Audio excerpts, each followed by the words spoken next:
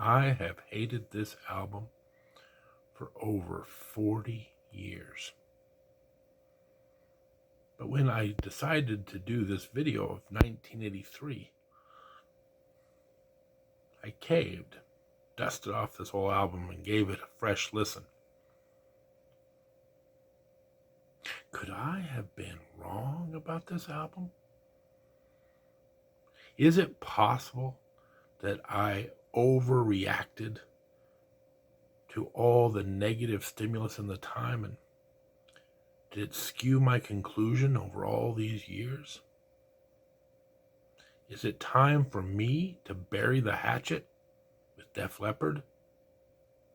My shocking analysis of Pyromania next.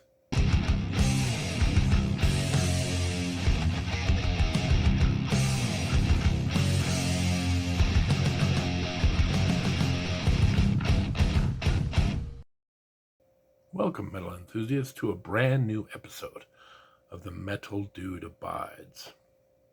It was a cold day in January of 1983 when this much younger, innocent, some may even say naive, metal dude went off to the record store to buy the brand new album from one of his favorite bands, Def Leppard's Pyromania. Took it home with eager anticipation, put it on the old turntable, and instantly hated it. Now, this isn't the very first time that I have purchased an album that I didn't like.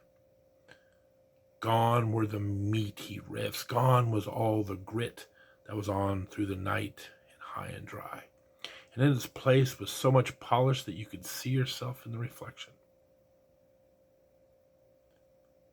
So, discouraged, threw it in the pile of albums, called it a day. After all, like I said, I've had bad albums before. It happens. You just move on. But then a very strange thing happened. You see, everyone on planet Earth loved this album. I would supply a lot of the music for parties.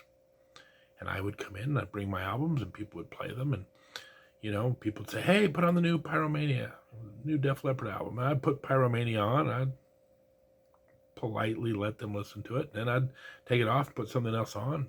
A couple songs would go by and I'd see someone messing with the music. And all of a sudden, Pyromania was back on. It was on like continual loop. Everybody was fascinated with this album. I would go out on dates. The first thing the girl would say is, do you have the new Def Leppard album? And showing off, I'd say, actually, I've got all 3 of the Def Leppard albums. You want to play one of their earlier ones? No, I really like the new one.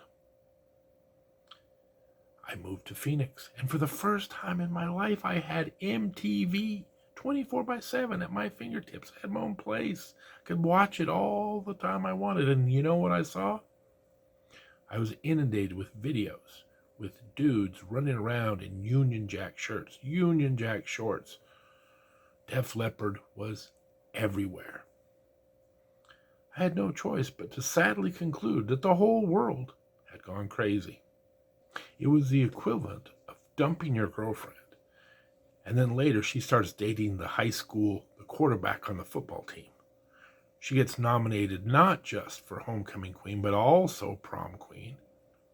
In the yearbook, they put her as the most likely to succeed, while you get nominated for most likely to end up homeless, living under a bridge. It was a bloody nightmare. Listen, not only did everyone love this album, not only did it become one of the biggest selling albums in the history of heavy metal, at last count, Pyromania has sold over 12 million copies. It also changed the music industry for good, and it changed the heavy metal genre into a much more commercial direction, moving it from that traditional heavy metal, moving it from that epic and heavy classical style into a more style over substance, video-driven rock that was basically there just to be promoted for teenage girls. In short, it is right here that I believe the hair metal movement began. Sure, this brought unparalleled commercial success for heavy metal for the next decade. And sure, it was nice having all of a sudden women in fishnet stockings and cleavage boosting skimpy tops showing up at concerts overnight. But it also brought in a wave of horrible music. I'm looking at you, Poison. And it also brought our ultimate demise in the 90s. It's just that at our funeral, they weren't playing Amazing Grace. They were playing Smells Like Teen Spirit. This new poppy commercial style of heavy metal exploded overnight and grew exponentially over the next couple of years. There is no way in hell Quiet Riot would have received the push they got if it wasn't for all of a sudden this big success from Def Leppard. If you want proof of that, let's go back to the timeline.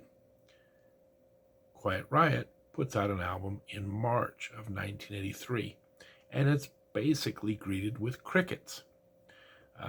Again, this is long before the internet. Me and my buddies were always exchanging tapes, and as late as like May or June, one of my buddies said, "Hey, have you heard this new album, Quiet Riot? It's pretty good."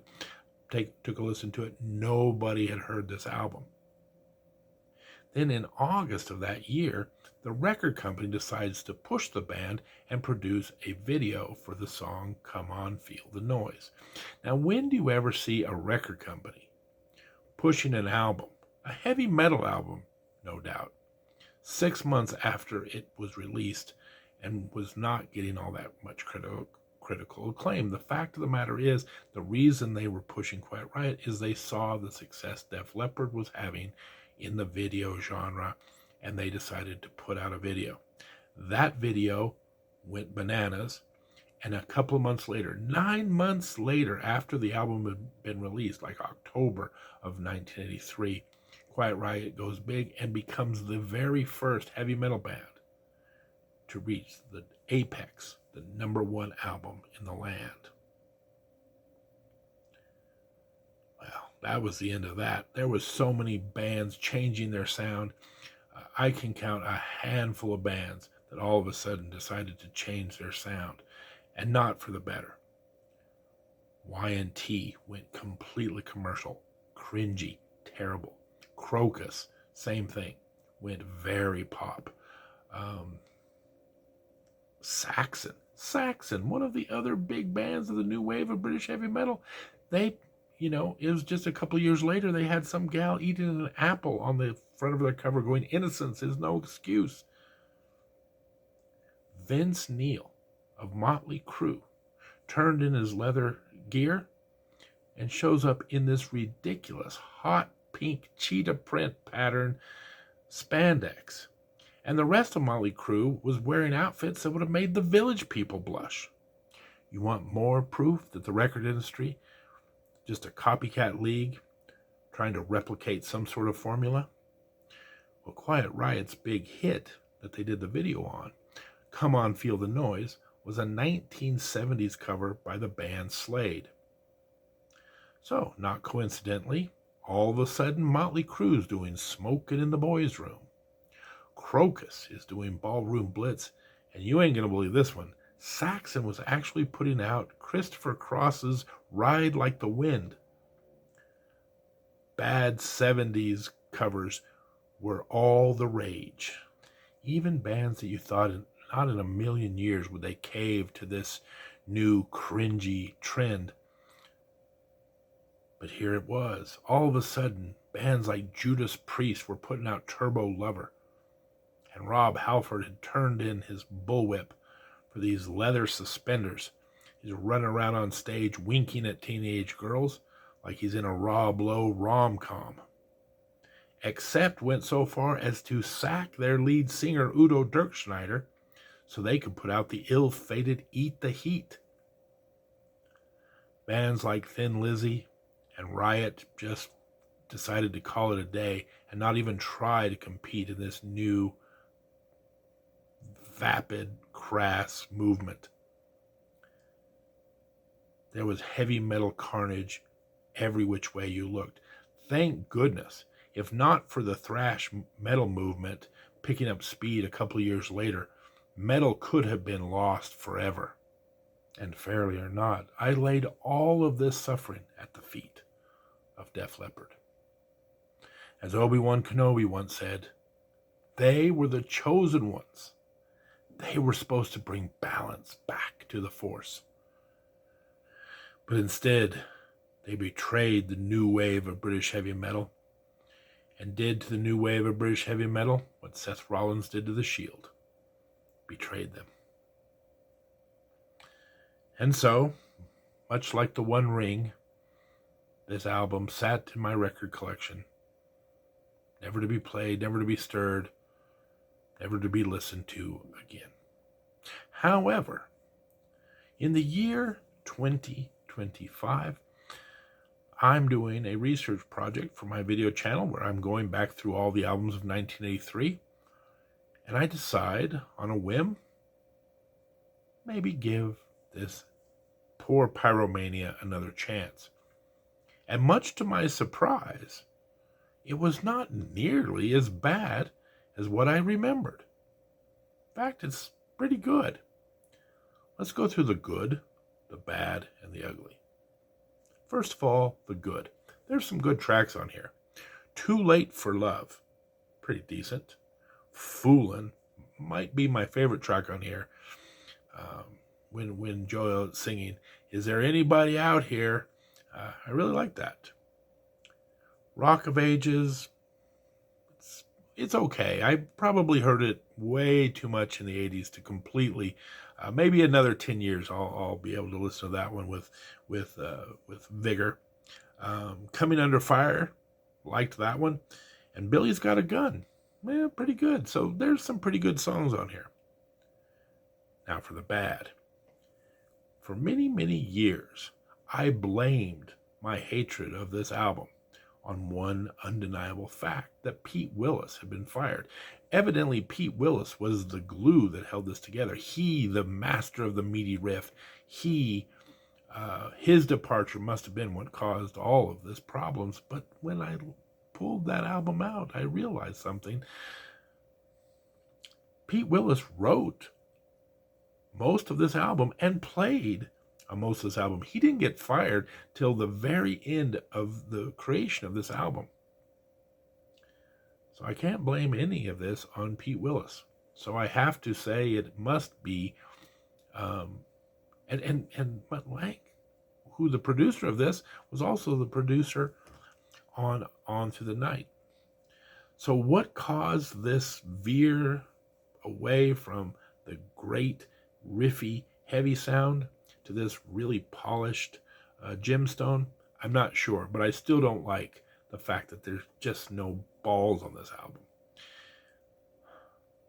And then finally, I will say this.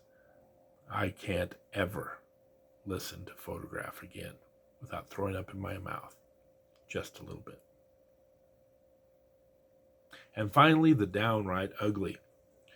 Unfortunately for all involved, just 1 year later, drummer Rick Allen was involved in a terrible car accident where his Corvette went through a stone wall and his arm was severed. Whatever Def Leppard was going to be was changed that night.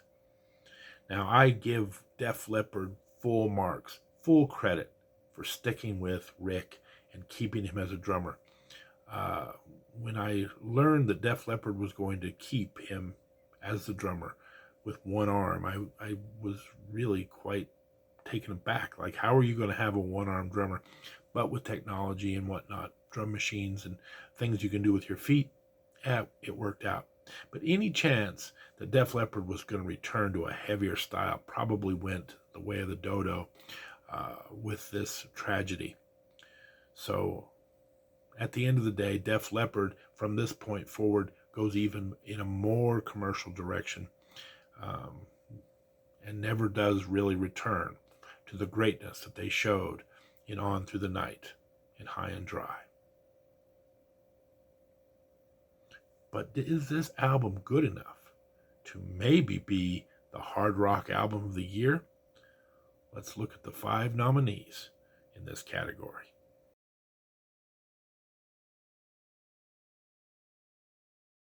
Well, looky here. Our first nominee for 1983 Best Hard Rock Album of the Year, Def Leppard, Pyromania. That is quite a leap from being one of my most hated albums to actually pulling down a nomination for Album of the Year.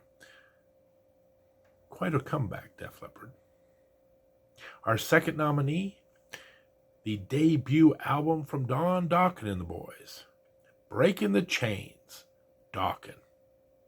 I talked a lot about this album. Probably the highlight of it is that sizzling George Lynch video on Paris is Burning, but a really good initial album from Dokken. Our third nominee, oh boy do I love this album, Shout at the Devil, Motley Crue. I believe this is by far the best album that Motley Crue ever produced. We talked a couple of weeks ago about the great drumming done by Tommy Lee, the great bass work by Nikki Sixx, and again, going back to my critiques, back when the boys were dressed up in leather, not hot pink cheetah print. Our third nominee, Motley Crue, Shout at the Devil. Our fourth nominee, you knew this was going to be in here, the swan song from Thin Lizzy, Thunder and Lightning, one of my favorite all-time Thin Lizzy albums, and the only Thin Lizzy album to feature the great John Sykes on guitar. And finally, our fifth and final nominee, Y&T, with their great album, Mean Streak. Y&T, as I also mentioned before, really on a roll. Black Tiger, really good, and they follow that up here with Mean Streak. This is kind of the last great Y&T album because they are also swept up in this big commercial explosion and really fall off the face of the earth. But here, they're a worthy fifth and final nominee, Y&T, with Mean Streak. And the winner is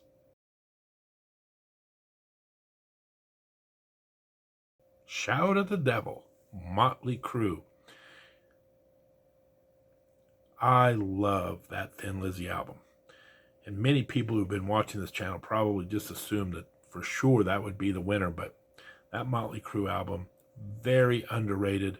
Again, the absolute best heavy metal album that Motley Crue ever did before they go off again in that kind of commercial direction. Great songs on there. The title track is good. Too Young to Fall in Love. 10 Seconds to Love. They do a Beatles version of Helter Skelter. It's just packed. Looks That Kill, one of their big hits. This thing is just chock full of great songs, great drumming, great bass. At the end of the day, Motley Crue wins the award. But let's go to the granddaddy, the best heavy metal album of 1983.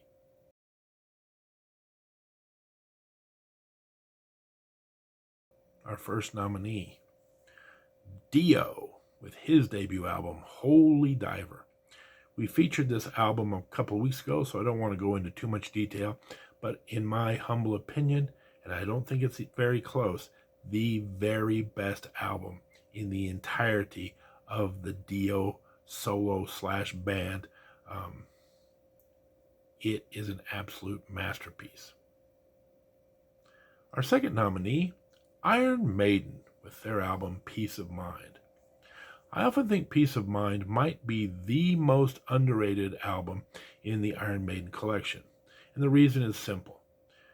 Number of the Beast is an absolute classic. So many of the great tracks that are, well-known tracks of Iron Maiden.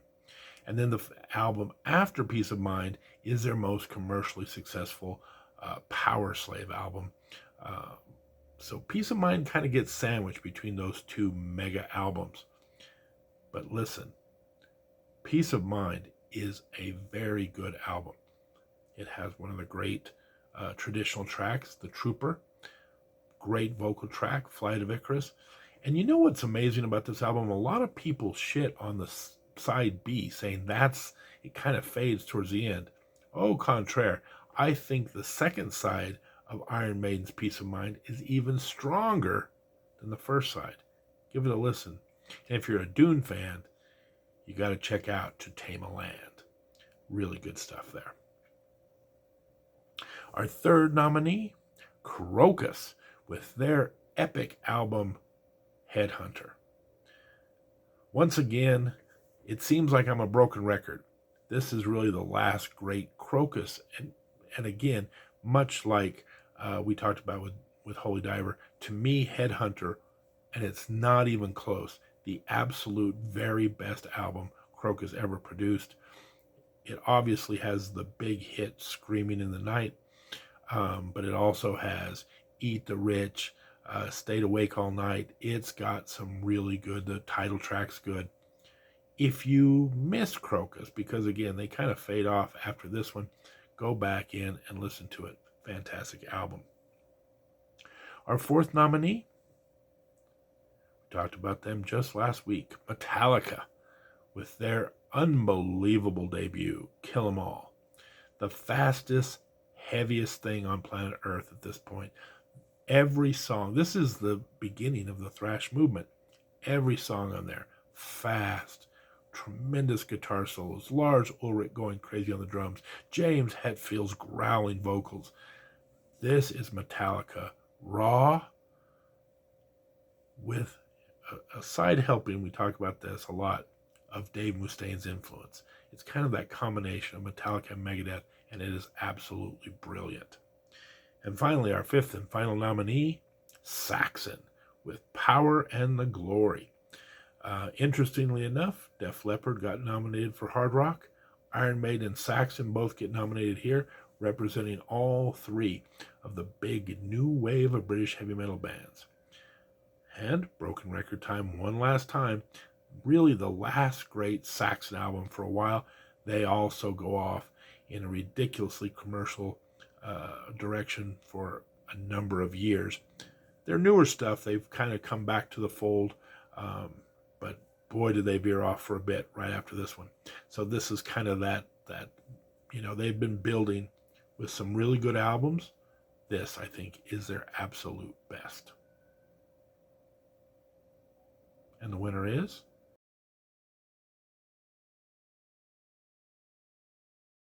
How do you decide in this crowded field? Some of the best heavy metal albums of all time. But for 1983, best heavy metal album of the year, Dio, Holy Diver. One of my all-time favorite. Metallica, very worthy. Iron Maiden, very worthy. All of these albums are absolutely great. But at the end of the day, I believe that this Dio album is the most consistent. There was just no doubt about it. Dio comes in with the win. Now that year, album of the year went to Michael Jackson for the unbelievably big hit, Thriller. And as I've said in other videos, I'm not going to get in the way of Michael Jackson. Give him his flowers, give him his year. He was the biggest act on planet Earth. Very talented young man who just had a string of fantastic albums through here. As much as I want to give Dio Album of the Year, I'll probably go ahead and cave Album of the Year to Michael Jackson's Thriller. It is well deserved. It was quite the sensational album as well. But as I always say, the fact that none of these great heavy metal albums was given any sort of consideration by the Grammys at all is really just a testament to how out of touch the Grammys were when it came to great heavy metal music. And that's it, folks. We just finished the year 1983. Whew! We will be in 1984 before you know it. And if you want to hear all of the different winners for best album, best record, best instrumental, best vocalist, the best way to do that is to subscribe to the channel, ring the bell, subscribe, give this video a thumbs up, and you'll be notified of our content. We're doing this every Tuesday night, 7 o'clock Denver Mountain Time. We'd love to have you on board. So become a member of the channel. It's a good time had by all. Until then, this is the Metal Dude signing off. Take care.